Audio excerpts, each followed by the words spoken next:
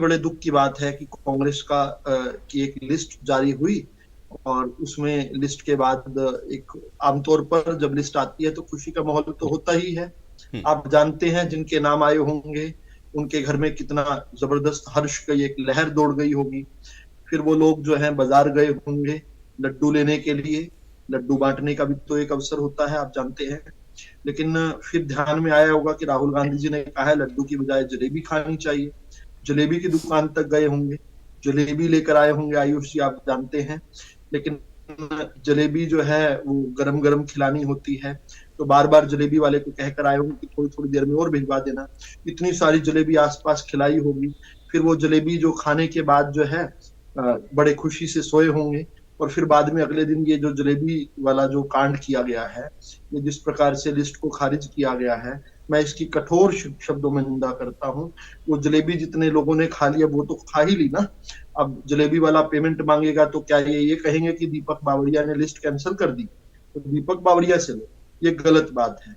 देखो, मैं फिर सोचने लगा कि ऐसा क्यों हुआ होगा। हालांकि आपने ठीक कहा, ये कांग्रेस का अंदरूनी मामला है, कांग्रेस के आंतरिक मामला है।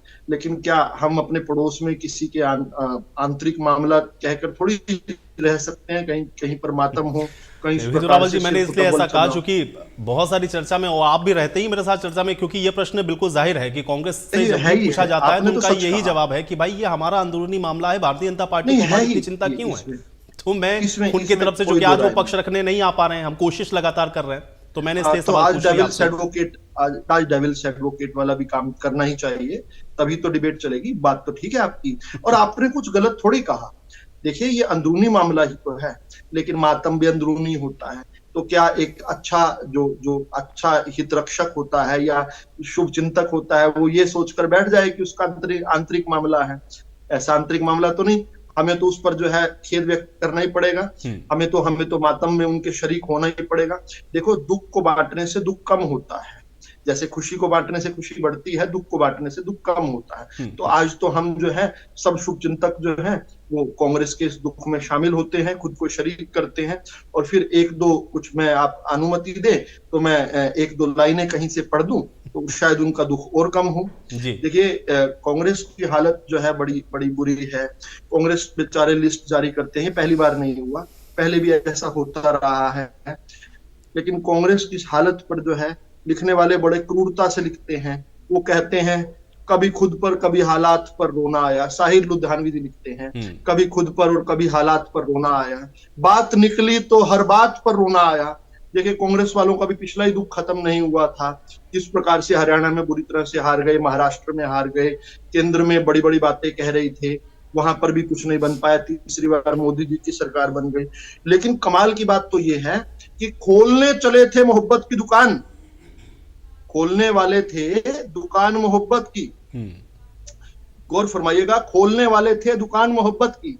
इनकी मोहब्बत में भी देखो कितनी सियासत है। देखिए, इनके आपस में ही मोहब्बत नहीं। राहुल गांधी जी ने बड़ा प्रयास किया, इस चुनाव में आए, हाथ पकड़े, कुमारी शैलजा जी का हाथ मिलाया भूपेंद्र सिंह हुड्डा जी से।